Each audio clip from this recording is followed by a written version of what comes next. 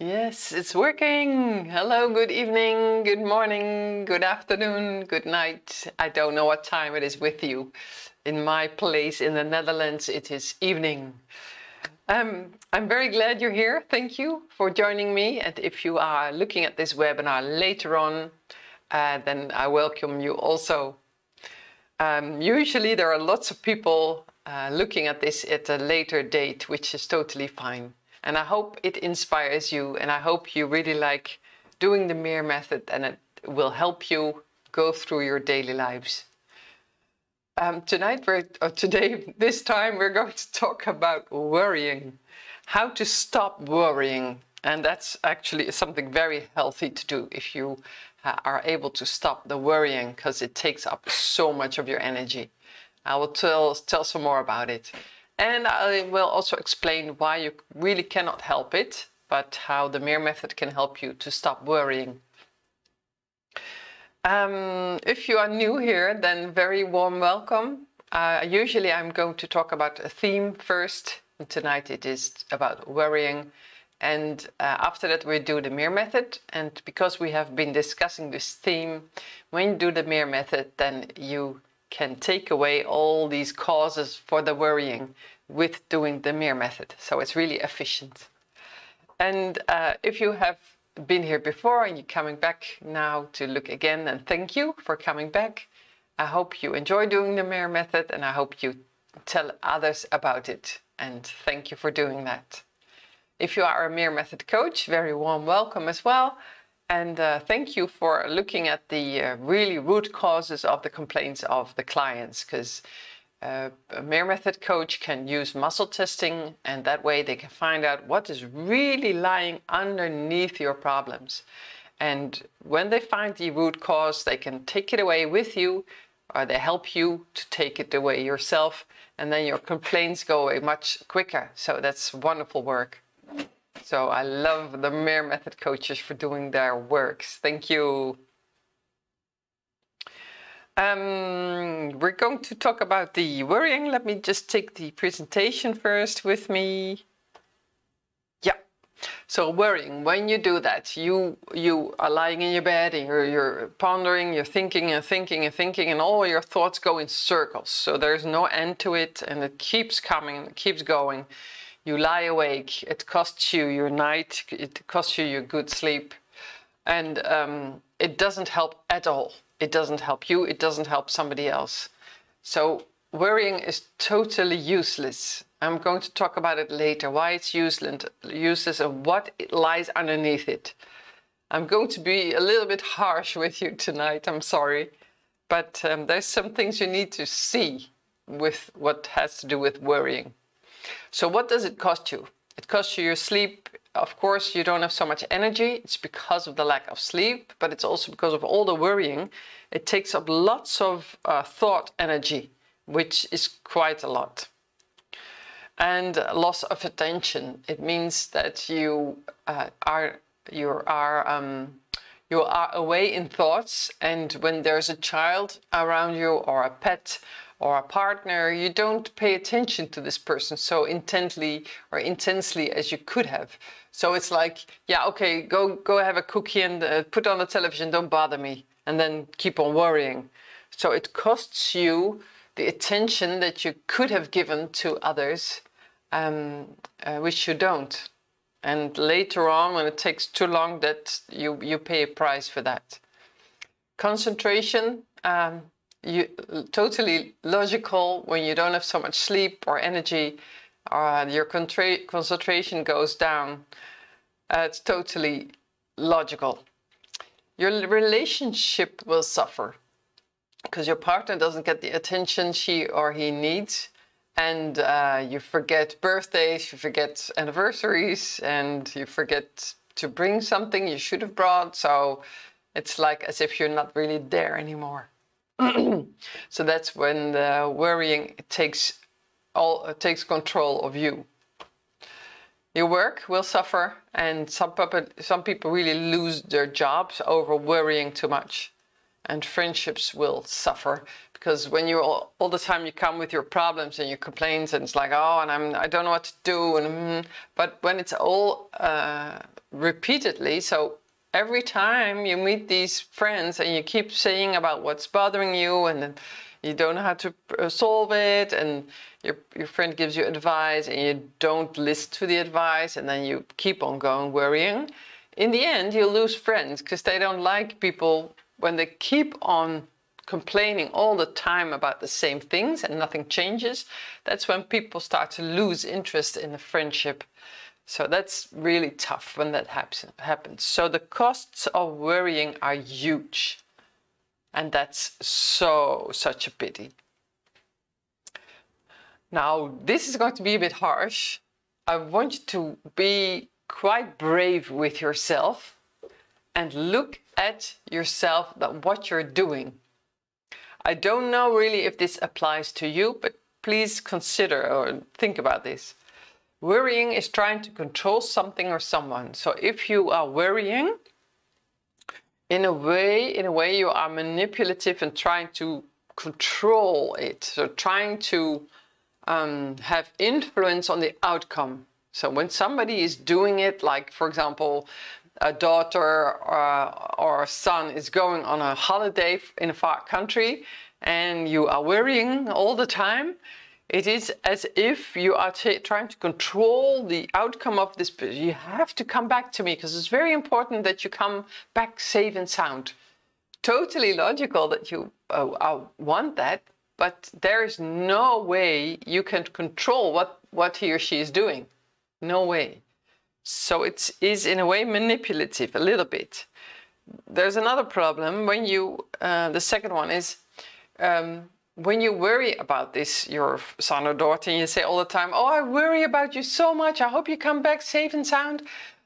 That is quite a burden on your son or daughter.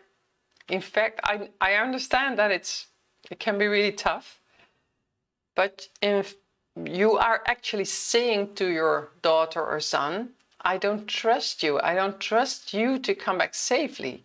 I worry about it all the time because I don't think you can take care of yourself. That's the message you send out.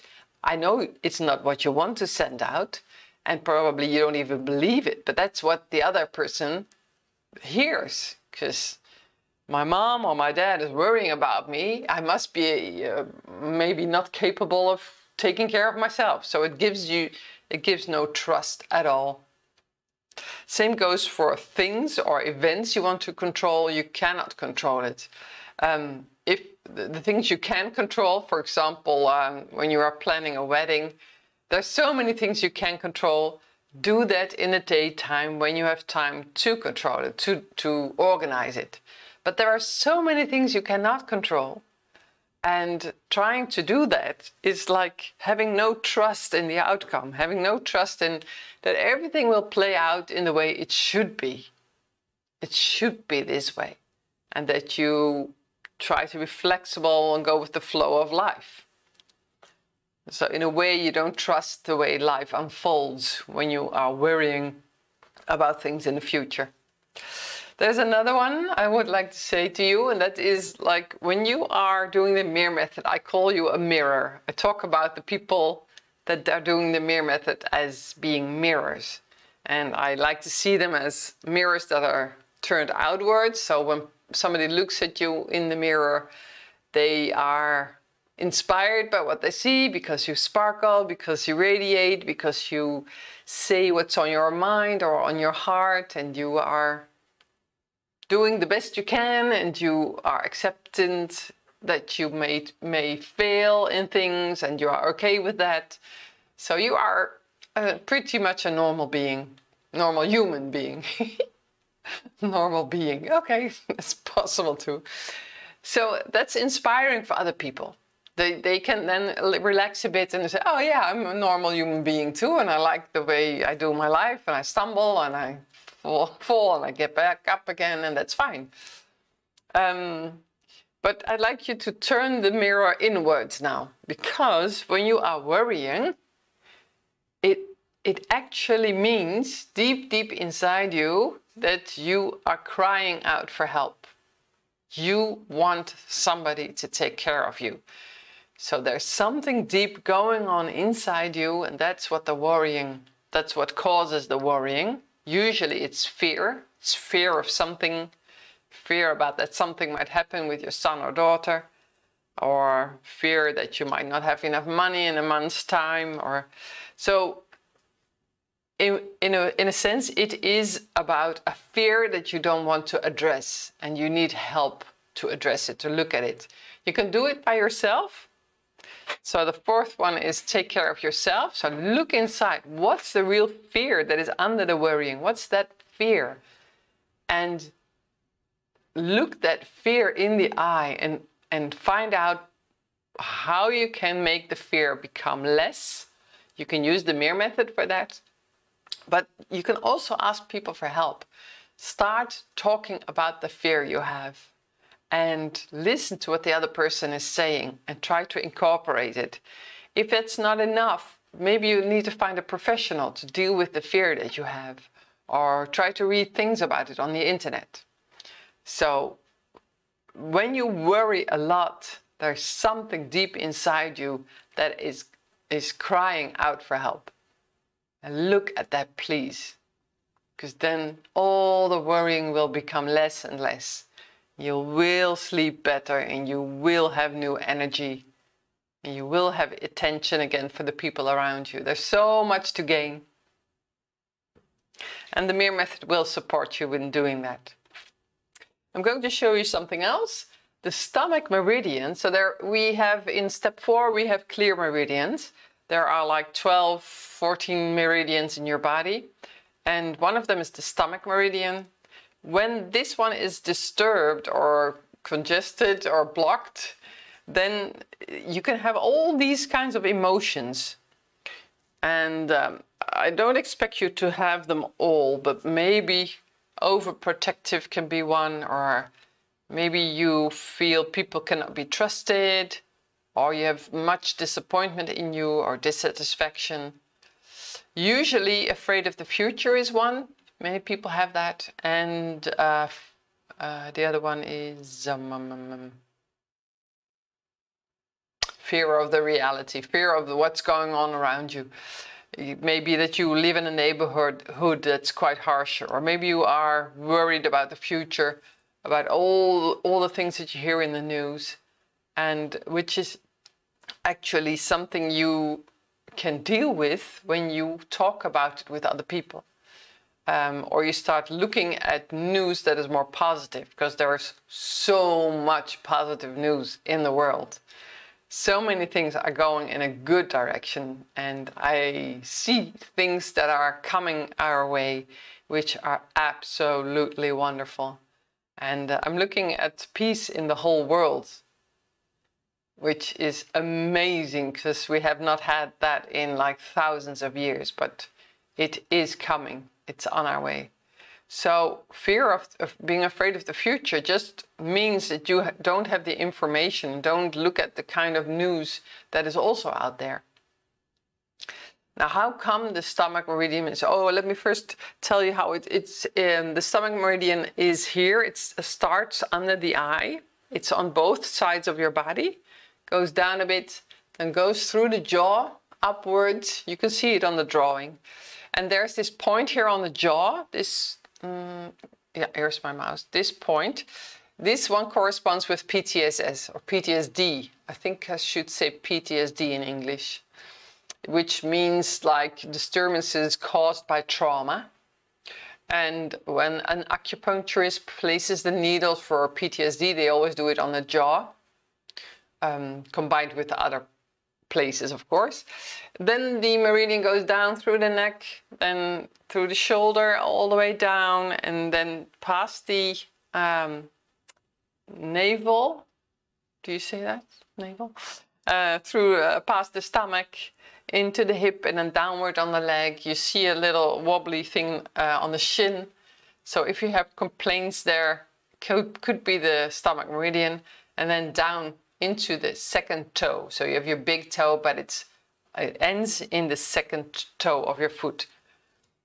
So if you have a blocked stomach meridian, it can be because somewhere on the, it can be that you have complaints somewhere on the root of the stomach meridian. So find out if you're somewhere in your body you have pains or itches or rashes or your eczema.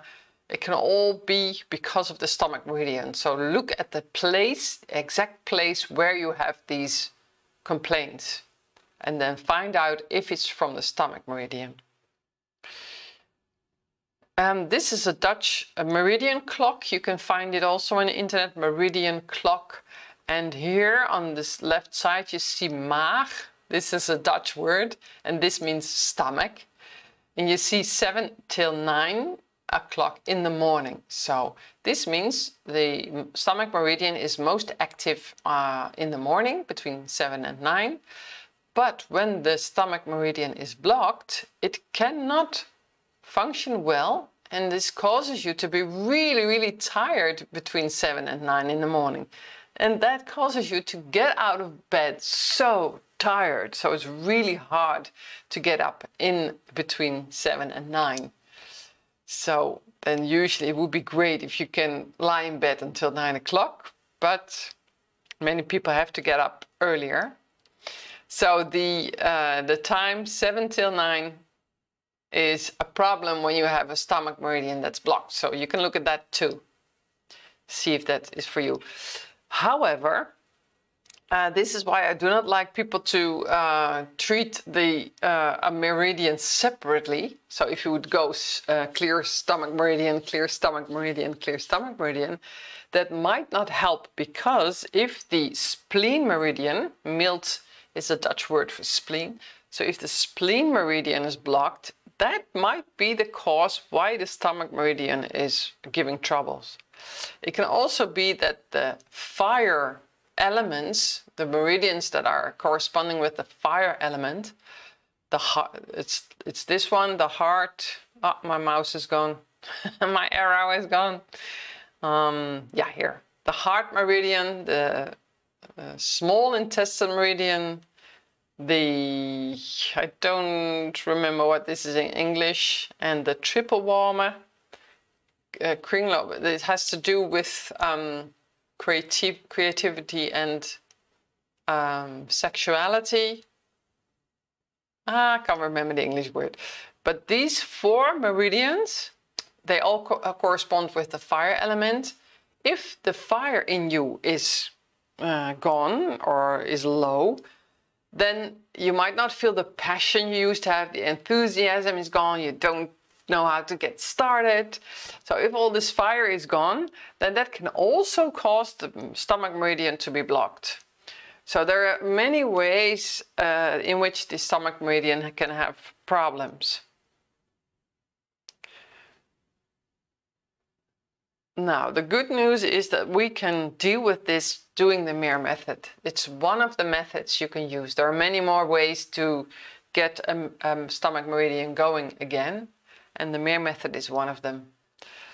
So I would like to do it with you now, and then making sure that you feel the trust again that you need inside. Trust that everything that's going on in your life, that's the way it's supposed to be. And that it will clear, that it will change, and that you can trust in a good outcome. And that whatever comes your way, that you can deal with it, or you can ask for help. So you'll be fine. That deep trust, that's something that will be fulfilled doing the MIR method. And also the stomach meridian will clear, and you might detach father and detach mother, in the sense that when they are over worried, when you have learned to be over worried or over concerned with somebody, that's behavior that you might want to detach in step 3. All right, let's do the MIR method. Getting rid of all the worrying, because it's totally useless. And if you would like to join me, please do.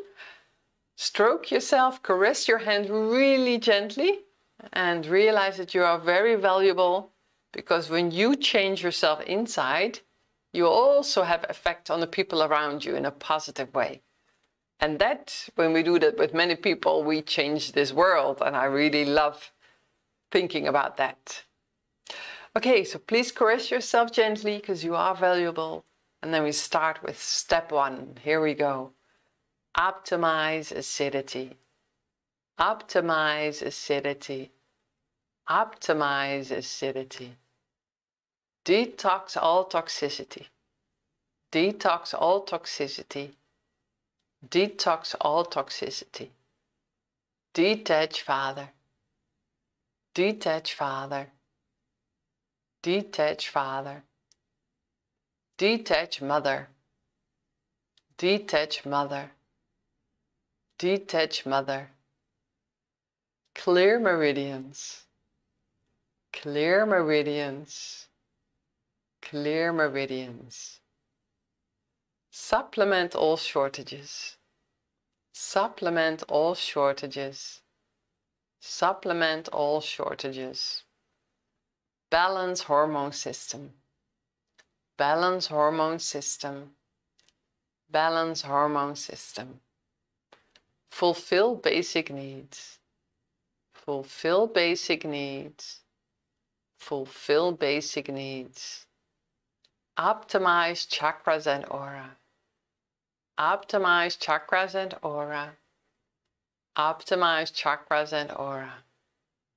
Clarify mission. Clarify mission. Clarify mission.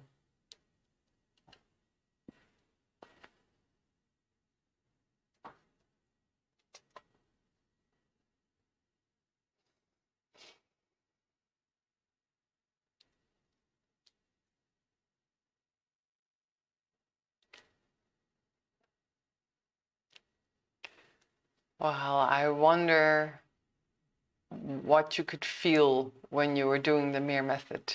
Maybe you had some chills, maybe you were yawning, maybe you had to sigh. Because when you sigh, that's when your heart unblocks, when your heart is releasing all this pressure and burden. So I love it when people are sighing. It's like, so it's all gone. Yawning means to let go. You are letting go of things, emotions. So that's wonderful too. If you would like to write a comment and tell me what you felt, please do. You can do it on MIR-Method.com/webinar-worrying. I'll show it in the presentation. And I was thinking about all the people in the world that are speaking English and how all these people can benefit from doing the MIR-Method, and how we change the world one person at a time. But it can really quickly go when you think about one person telling it to other people, and these 2 other people tell it to 2 other people, and then so it can be really quickly. And it's happening, so it's spreading around the world already. And thanks to all the people that embrace the MIR-Method and use it for their own benefits and for the people around them. I would like to emphasize this course, which is the Additional Techniques course. It's on the website. When you do this, please learn as fast as you can the first aid method, because you are going to use it. You are going to need it. It's for bruises, for cuts, for burns, for headaches, for menstruational cramps, for when you sprain your ankle. You can immediately start using the MIR-Method, and it helps you to heal yourself much faster. So please study that one. Also the first aid for emotions, and also learn the techniques to treat bacteria and virus infection. It's very easy to do. You just need to understand how it works, and that you have to repeat it every hour of the day to be able to conquer it. There's another course which is called the Deeper Understanding of the MIR-Method, and that one you can do if you want to understand how this method really works. So you learn about all the 9 steps, how I came to find them, and what is actually behind it. Oh yeah, here's the link. If you would like, please leave a comment on MIR-Method.com/webinar-worrying, and then I would like to read it. Thank you. I'm thinking about I'm thinking about organizing Zoom meetings in English to contact you and to work with about 20 people, and then doing what the MIR-Method coaches do. So the muscle testing and making a personal MIR-Method so we can address certain complaints directly. When I have organized it, I will tell about it in the newsletter, and then I hope you'll be curious to join me, and so you can work on your complaints much faster with a little bit of my help. Yeah, I think that's coming. It feels quite good to organize that. All right, thank you for joining me, thank you for watching, and I hope you have a really good night if you are going to sleep. And if you have a day ahead of you, I wish you lots of energy and laughter and joy. I hope to see you again within 2 weeks' time. I don't know what the theme will be next time, but that will come. Okay, hope to see you again. I hope you have a really good 2 weeks' time. Until then, till next time, bye-bye.